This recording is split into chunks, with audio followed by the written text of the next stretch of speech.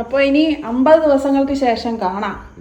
ചിലര് പറയൂലേ അടുക്കളപ്പണി തീരൂലെന്ന്, പക്ഷെ ശരിക്കും തീരും. പ്ലാൻ ചെയ്ത് കഴിഞ്ഞാൽ. അപ്പൊ അടുക്കളയിൽ എത്ര വർഷമായി ജോലി ചെയ്യാൻ തുടങ്ങിയിട്ട്? വീട്ടിൽ ആർക്കെങ്കിലും മേലായികൾ ഉണ്ടാവുകയൊക്കെ ചെയ്ത് കഴിഞ്ഞാൽ നമ്മൾ വിചാരിക്കുന്ന പോലെ നമ്മുടെ കാര്യങ്ങൾ മുന്നോട്ട് പോവില്ല.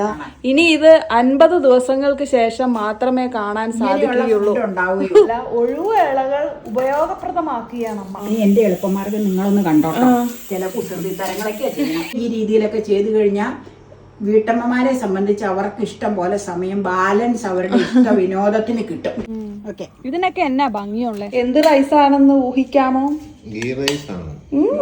ഇനി 50 ദിവസങ്ങൾക്ക് ശേഷം ഇതൊക്കെ കഴിക്കാൻ പറ്റുള്ളൂ. ഉലുവ വറക്കണം പൊടിക്കാൻ കേട്ടോ.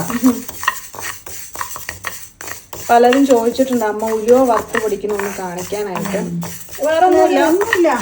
ഒരു പാൻ എടുക്കുന്നു, ഉലുവ ചുമപ്പ് രാശി വരുമ്പോ മാറ്റണോട്ടോ, അല്ലെങ്കിൽ അത് കരിഞ്ഞാൽ കൊള്ളില്ല, ഭയങ്കര കയ്പാണ്. അതാണ് അതിന്റെ പാകം. എപ്പോഴും പാകം നോക്കണം എന്ന് മാത്രമേ ഉള്ളൂ. അത്രേ ഉള്ളൂ, പിന്നെ ഒന്നും നോക്കാനില്ല.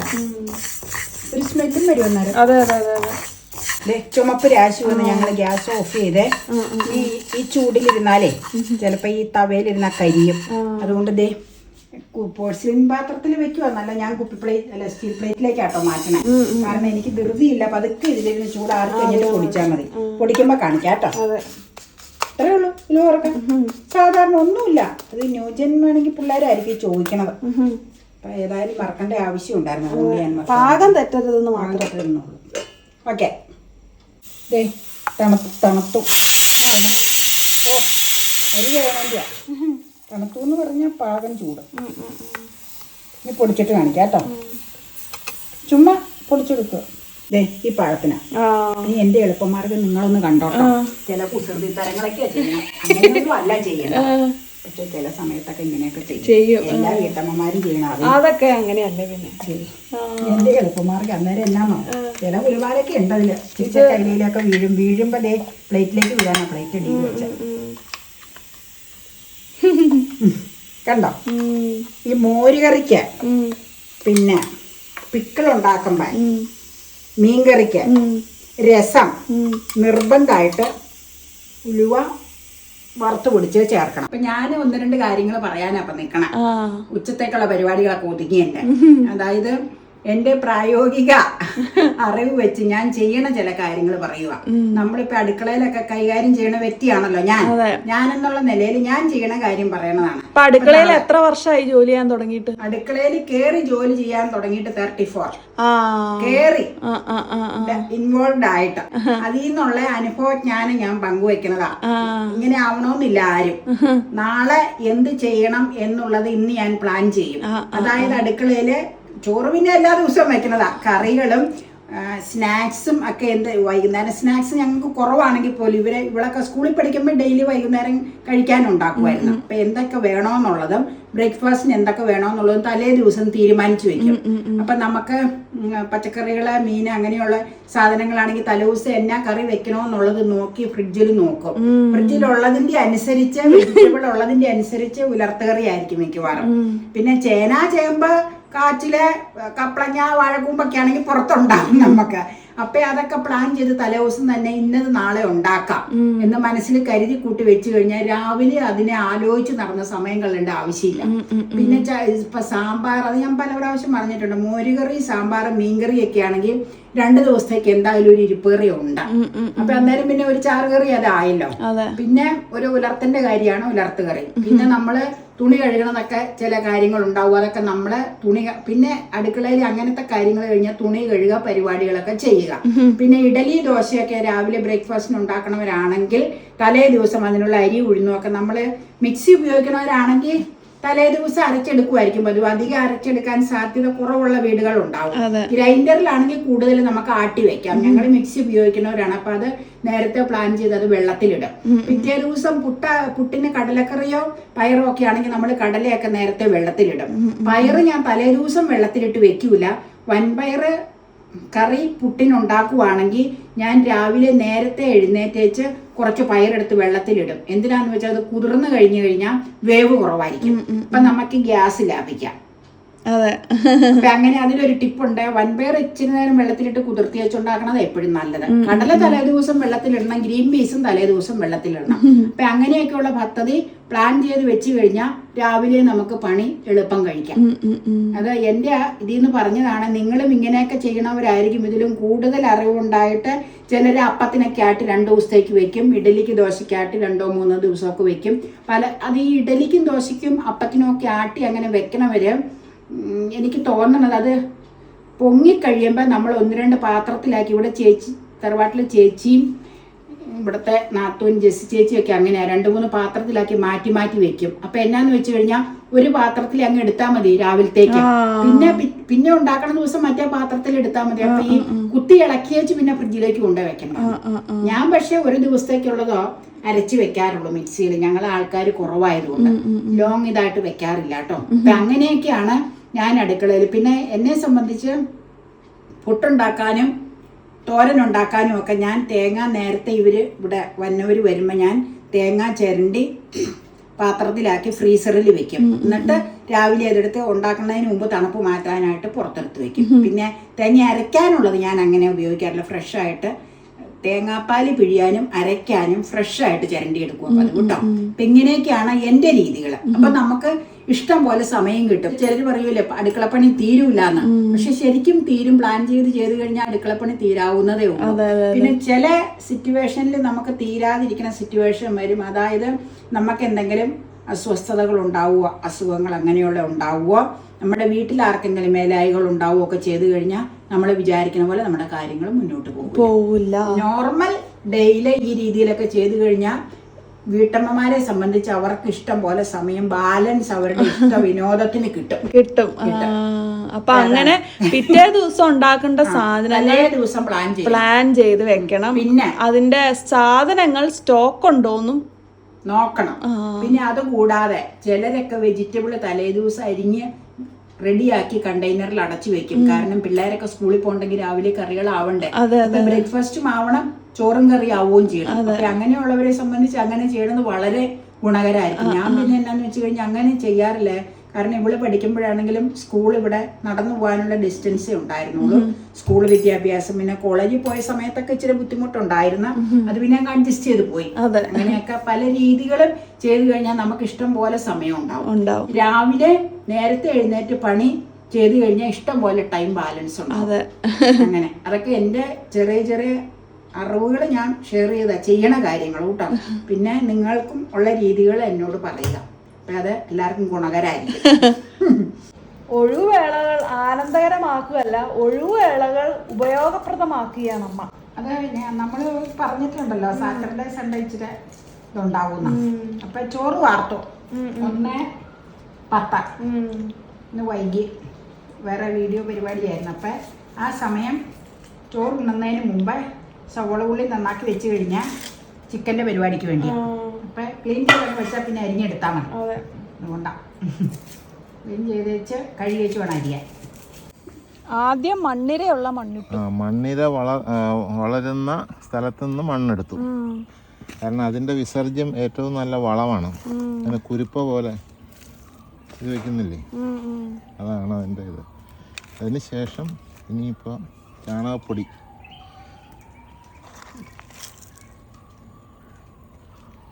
ചാണകം നമ്മൾ കൈകൊണ്ട് എടുക്കരുതെന്നാണ് പറയുന്നത്. Because lot of worms. ഇത് പോക്കായല്ലോ ഈ കളശ്ശേരി.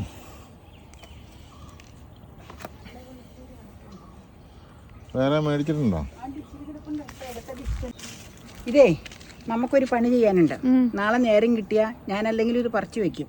ചട്ടിന്ന് മാറ്റണം. ഇത് വലുതായി. അതുപോലെ ഇതേ ഇതും മാറ്റണം.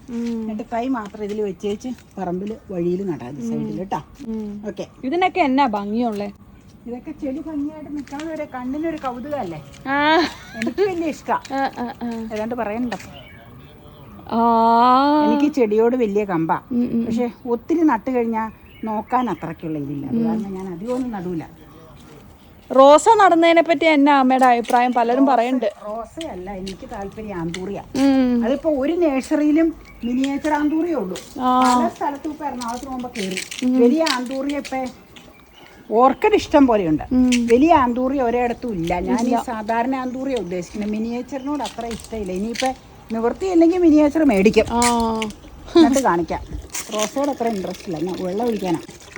കാന്താരിക്ക് വെള്ളം ഒഴിച്ചപ്പോൾ കാന്താരും കൂടെ കുറച്ചുകൊണ്ട് വന്നു. കുറച്ചുകൊണ്ട്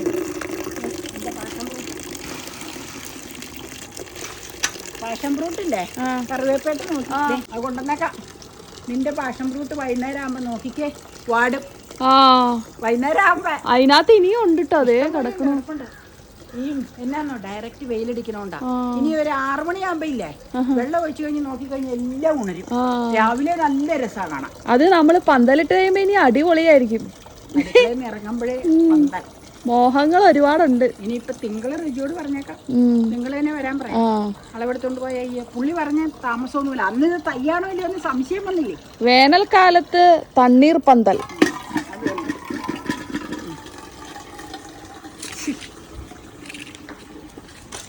ഒഴിച്ചോളൂ. ഞാൻ ചെടിക്ക് വെച്ചോളാം. മിറ്റം ഒന്നോടെ തൂക്കണം. സൺകിസ് ഉണ്ട്. ഇല്ല, കുറഞ്ഞു. പടിഞ്ഞാറ് വശത്തേക്ക് പോയി. അങ്ങനെ ഞങ്ങളുടെ പറ എന്നാ റൈസാന്ന് എന്നാന്ന് വരെ അമ്മ മറന്നുപോയി. Paneer, green peas, masala rice. Rice. ഞാൻ മസാല റൈസ് എന്നാണ് പേരിട്ടത്. പക്ഷെ ഇത്രയും സാധനങ്ങൾ ചേർന്നത് കൊണ്ട് ആ പേരുകളെല്ലാം മകൾ ആഡ് ചെയ്തു. അപ്പൊ അത് നമുക്ക് ആദ്യം അപ്പയ്ക്ക് ഇതില് മൈക്രോവേവിൽ ചൂടാക്കാം കേട്ടോ. ഓരോരുത്തർക്കും നമുക്കങ്ങ് ചൂടാക്കി എടുക്കാം. സമയമായി. ഞങ്ങൾ ഇച്ചിരി വൈകിപ്പോയി. നിങ്ങൾ ഉണ്ടാക്കി വെച്ചെല്ലാം സെറ്റ് ആയിട്ടുണ്ട്. നമുക്ക് ചിക്കൻ സൈഡിൽ വെച്ചങ്ങ് ചൂടാക്കാം അല്ലേ. അപ്പൊ പേത്രത്തയ്ക്ക് മുൻപുള്ള ഒരു വീക്കെൻഡിലെ ഡിന്നറാണ്. ഇനി ഇത് 50 ദിവസങ്ങൾക്ക് ശേഷം മാത്രമേ കാണാൻ സാധിക്കുകയുള്ളൂ. അടുത്ത ആഴ്ച കൂടെ ഉണ്ടാവും. അടുത്ത ആഴ്ച പറ്റുവാണെങ്കിൽ നടക്കുമെന്നറിയില്ല. നേരത്തെ അഡ്വാൻസ് പറഞ്ഞു കഴിഞ്ഞാൽ ഒരിക്കലും നടക്കാറില്ല. പേത്രത്തയുടെ ഫുഡ് കഴിക്കുന്നത് കാണിക്കാം. എന്തൊക്കെയോ പ്ലാൻ ഉണ്ട്. അടുത്ത ആഴ്ച ഞങ്ങൾക്ക് ഞങ്ങളുടെ അപ്പോഴെ അമ്മച്ചിയുടെ ചേച്ചിയുടെ വീട്ടിലൊരു മാമോദിസ ഉണ്ട് കേട്ടോ. അത് സാറ്റർഡേ ആണ്. അത് നിങ്ങളെ കാണിക്കാൻ പറ്റുന്ന പടങ്ങൾ എടുക്കാൻ പറ്റുമെങ്കിൽ എടുക്കാം കേട്ടോ. സൺഡേ ഞങ്ങള് ഉദ്ദേശിച്ച പോലെ നടക്കുവാണെങ്കിൽ കാണിക്കാം ഫുഡ് കേട്ടോ. അപ്പൊ ഈ വ്ലോഗ് എപ്പോഴാ വരണേന്ന് അറിയില്ല. എങ്കിലും ഞങ്ങള് ഡേറ്റ് പറ. പേത്രയുടെ തലേ ആഴ്ചയാണ് നമ്മൾ ഇത് ഷൂട്ട് ചെയ്യണം കേട്ടോ. ഫെബ്രുവരി 3 നൈറ്റ്, സാറ്റർഡേ നൈറ്റ്. ഉച്ചയായപ്പോഴത്തേക്കും റൈസ് ഉണ്ടാക്കിയത് 6 മണിയായപ്പോഴാണ്. ചിക്കൻ 2:30-3 ആയപ്പോഴത്തേക്ക് ഉണ്ടാക്കി വെച്ചതാണ്. പകുതി ചിക്കൻ ഞാൻ കോരി ഫ്രിഡ്ജിൽ വെച്ചു, അല്ലെങ്കിൽ നാളത്തേക്ക് എടുക്കാൻ വേണ്ടി കേട്ടോ. നാടൻ ചിക്കനാണ്. സ്പെഷ്യൽ റോസ്റ്റ് ആണ്. Special roast. പിന്നെ സാലഡ് അവിടെ ഉണ്ടാക്കി ഓൾറെഡി വെച്ചിട്ടുണ്ട്. ഇതിന്റെ കൂടെ കറി ഇല്ലെങ്കിലും കുഴപ്പമില്ല, ഉണ്ടെങ്കിലും ഇതിന്റെ കൂടെ കറി ഇല്ലെങ്കിലും ഒരു കുഴപ്പമില്ല ഇത് കഴിക്കാൻ. കറി ഇല്ലെങ്കിൽ നമുക്ക് നൊയമ്പ് സമയത്തും കഴിക്കാം. അന്നേരം ചമ്മന്തിയും പിക്കിളും എടുത്താൽ പിന്നെ സാലഡ് ഉണ്ടാക്കാൻ എന്തായാലും ഇത്. അതുകൊണ്ട് ഞങ്ങൾ ഇച്ചിരി ഗ്രേവി ആയിട്ടാണ് ഇതിനെ എടുത്തേക്കണം കേട്ടോ. ഗ്രേവി എന്ന് വെച്ചാൽ ആ ഗ്രേവി എല്ലാം വറ്റി. ഇപ്പൊ ചൂടായി കഴിഞ്ഞപ്പോ ഇച്ചിരി കുറുകൽ പോലെ ഉണ്ടായിരുന്നത് വറ്റി. ഇനി സാലഡ് ഇതേ വേറെ ബൗളില് എടുത്തു കൊടുക്കാം കേട്ടോ. അപ്പൊക്ക് ചൂടാക്കി കൊടുത്തു വെച്ചത്. ഇത് സ്പൈസസ് ആട്ടോ. ഏലക്കായും ഗ്രാമ്പും പട്ടയൊക്കെ ഇട്ട് അത് നിങ്ങൾ ഓൾറെഡി വീഡിയോയിലുണ്ട്. അപ്പൊ ഞാൻ ആദ്യം ചൂടാക്കി എടുക്കട്ടെ. അത് കഴിഞ്ഞ് ഓരോരുത്തരുടെ ചൂടാക്കാം. ഒരു വലിയ പാത്രത്തിലേക്ക് നമുക്ക് ചൂടാക്കി 2 പേർക്കും എടുത്താ പോരെ. ഒരുപാട് നമുക്ക് വേണ്ടല്ലോ. അപ്പൊ ഇതിന് കഴിക്കൂല. ഞാൻ ഇതും കുറച്ച് മാറ്റി വെച്ചേക്കായിരുന്നു ഉണ്ടാക്കിയത്. വൈകുന്നേരം അല്ലേ ഇത്. ചിക്കൻ നേരത്തെ ഉണ്ടാക്കിയത് നേരത്തെ തന്നെ കോരി വെച്ചു. നാളെ ഊണിന് ഉച്ചയ്ക്ക് എടുക്കാം. ഊണിനെടുക്കാം. കാരണം ഊണിന് സ്ഥിരം മീൻ കാണുമ്പോ ചില പ്രേക്ഷകർ നമ്മളോട് ചോദിക്കും എന്തുകൊണ്ട് ചിക്കൻ കാണിക്കുന്നില്ല അല്ലെങ്കിൽ മീറ്റ് കാണിക്കുന്നില്ല. അപ്പൊ നമുക്കൊരു ചേഞ്ചിന് വേണ്ടിയിട്ട് കാണിക്കാനായിട്ട് എടുത്തു വെക്കാം അല്ലേ.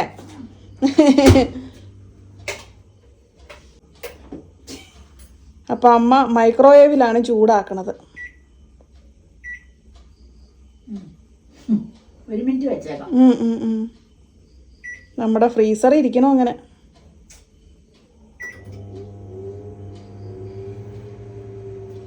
അമ്മയുടെ ട്രഡീഷണൽ സാലഡ്. മല്ലിയില ഇടാൻ മറന്നുപോയിരുന്നു. നല്ല സാലഡ് ആട്ടോ ഇത്. അപ്പക്ക് ഭയങ്കര ഇഷ്ടം. ഈ വേനൽക്കാലത്ത് സാലഡ് വെള്ളരി ഞാൻ വിട്ടുപോയി. ഇന്ന് അപ്പ കടയിൽ പോയതുവാ. പറഞ്ഞാൽ മേടിച്ചേനെ ഓർത്തില്ല. അത് കുക്കിങ്ങിന്റെ ഇടയ്ക്ക് പല സംഗതിയും ഓർക്കൂല. അങ്ങനെ ഒന്ന് പ്ലാൻ ചെയ്ത് വെച്ചിരിക്കുന്ന ചെയ്യാനായിട്ടപ്പ അതിൻ്റെ ഇടയ്ക്ക് ഒരാമേൻ പ്ലാനിങ് ഇല്ലായിരുന്നു. ഇനിയിപ്പം നമുക്ക് അപ്പയ്ക്ക് കൊടുത്തിട്ട് അഭിപ്രായം ചോദിക്കാം എങ്ങനെയാന്നുള്ളത്. അതെ, കൊടുക്കാം. എന്നിട്ട് നമ്മുടെ ചൂടാക്കാൻ വെക്കാം. നല്ല ചൂടുണ്ട് കേട്ടോ, ആവി പറക്കണ ചൂടാ. പോരെ? Okay okay.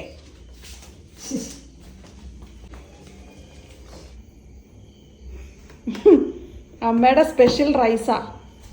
സാലഡ് സ്പെഷ്യൽ, എല്ലാം സ്പെഷ്യലായിരുന്നു.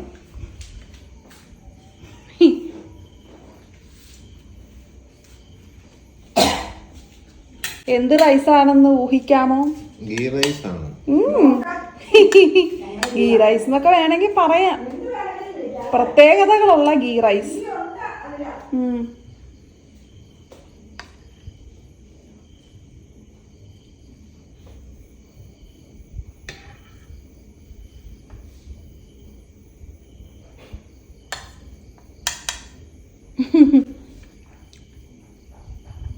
നല്ല എങ്ങനെയുണ്ട്?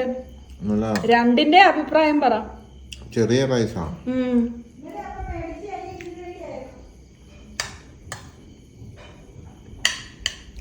രണ്ടും കഴിച്ചിട്ട് പറ എങ്ങനെയുണ്ടെന്ന്. ഇനി 50 ദിവസങ്ങൾക്ക് ശേഷം ഇതൊക്കെ കഴിക്കാൻ പറ്റുള്ളൂ. അയ്യോ, അമ്മ പേടിപ്പിക്കണ്ട്.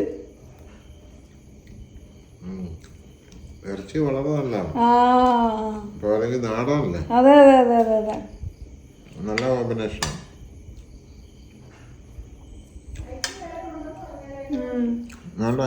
മതി. മസാല റൈസ് എന്നാ പേരിട്ടിരിക്കണേ. Paneer green peas masala rice. Paneer ഇട്ടിട്ടുണ്ടോ? ഗീ ചേരുമ്പോ ഒരു പ്രത്യേക ടേസ്റ്റാ. നന്നായിട്ടുണ്ടോ? ഈ ഇറച്ചിയാണ് ഏറ്റവും നന്നായിരിക്കുന്നത്.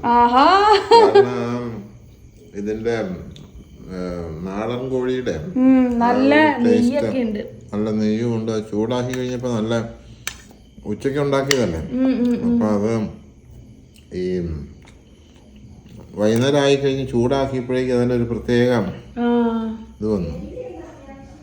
അതെ അതെ അതെ അതെ, കറക്റ്റ് ആയിട്ടുള്ള പാകമായത്.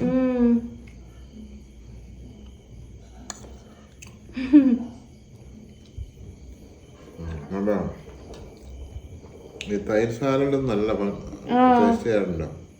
അത് പിന്നെ അല്ലേലും നല്ലതാണ് അമ്മയുടെ. അത് വളരെ നല്ലതാണ്. അത് ഒരു കാര്യം മറന്നുപോയി, ആ സാലഡ് വെള്ളരി അതും കൂടെ മേടിച്ചതിൽ അരിഞ്ഞിട്ട് കഴിഞ്ഞാൽ വളരെ നല്ലതായിരുന്നു. അത് തന്നെ ഒരു ഡിഷായിട്ട് കഴിക്കാം, നല്ല രുചിയാണ്. അപ്പൊ അല്ലെങ്കിൽ തൈരിന് അമിതമായിട്ട് ഒട്ടും പുളിയില്ല, കറക്റ്റ് പുളിയാണ്. അത് കാരണം എല്ലാം ഏതായാലും നന്നായിട്ടുണ്ട്. അതെ, അപ്പൊ ഇനി 50 ദിവസങ്ങൾക്ക് ശേഷം കാണാം. അയ്യോ, ഓ, അമ്മ ഇത് ഒരുമിച്ച് ചൂടാക്കിയിട്ട് ഷെയർ ചെയ്തെടുത്തതാ അല്ലേ? ഞാൻ വിചാരിച്ചു ഇത്രയും അമ്മ അങ്ങനെ കഴിക്കാറില്ലല്ലോ. നിനക്ക് സാലഡ് എവിടെ ഇടണ്ടേ? സാലഡ് തരട്ടെ? അതാ നല്ലത്. അല്ല വേണ്ട, അതിന്റെ കൂടെ ഒഴിച്ചാ മതി. എവിടെ ഒഴിക്കണ്ടെന്ന് പറഞ്ഞു? എനിക്ക് മറ്റേതല്ലേ, മറ്റേ പ്ലേറ്റ് സൈഡിൽ ഒഴിച്ചോ. ആ മതി മതി മതി. ചിക്കൻ അമ്മ എടുക്കണില്ല അപ്പൊ? ഓ, പുറത്തേക്ക് പോലെ കേട്ടോ.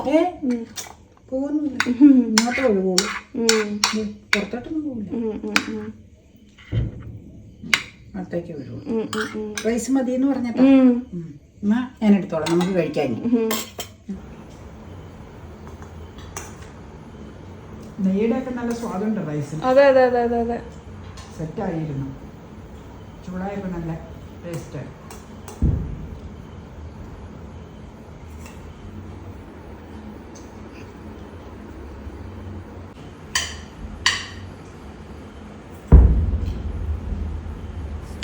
ഞങ്ങളെല്ലാവരും അങ്ങനെ ഒരുമിച്ചിരുന്ന് കഴിക്കുകയാണ്. എൻ്റെ മുഖത്തെ സന്തോഷം കണ്ടോ? ഇടയ്ക്കിടയ്ക്ക് മീറ്റ് കിട്ടും, അതായത് ചിക്കനൊക്കെ കിട്ടുമ്പോൾ ഉള്ള എൻ്റെ ഒരു സന്തോഷമാണത്. അത് പൊതുവേ എല്ലാവർക്കും അങ്ങനെയാണെന്ന് തോന്നുന്നല്ലേ. നോൺ വെജൊക്കെ കഴിക്കുന്നവർക്ക് നമ്മളിപ്പോൾ എപ്പോഴും ഒന്നും അങ്ങനെ വാങ്ങില്ലല്ലോ, വൺസിൻ്റെ വൈയിലൊക്കെ അല്ലേ നമ്മൾ മീറ്റ് ഐറ്റംസ് വാങ്ങുന്നത്. വാങ്ങുമ്പോൾ നമുക്ക് ഫുഡ് കഴിക്കാനൊരു പ്രത്യേക ഇൻട്രസ്റ്റ് ആയിരിക്കും കേട്ടോ, അല്ലേ? ശരിയല്ലേ ഇത് പറ കേട്ടോ. വെജ് കഴിക്കുന്നവർ എന്നോടൊന്ന് ക്ഷമിച്ചേക്കണേ. നമുക്ക് ഒരുപാട് വെജ് ഐറ്റംസും നമ്മൾ ചെയ്തിട്ടുണ്ട്, ഇനി നമ്മൾ ചെയ്യുന്നുമുണ്ട് കേട്ടോ. അപ്പോൾ അതൊക്കെയാണ് വിശേഷം. എല്ലാവർക്കും വീഡിയോ ഇഷ്ടമായിട്ടുണ്ടാവും എന്ന് വിചാരിക്കുന്നു. ഇഷ്ടമായിട്ടുണ്ടെങ്കിൽ വേഗം തന്നെ ചാനൽ ലൈക്ക് ചെയ്യുക, സബ്സ്ക്രൈബ് ചെയ്യുക, പേജ് ഫോളോ ചെയ്യുക. അപ്പോൾ അടുത്ത വീഡിയോയുമായിട്ട് വീണ്ടും കാണാം. ബൈ.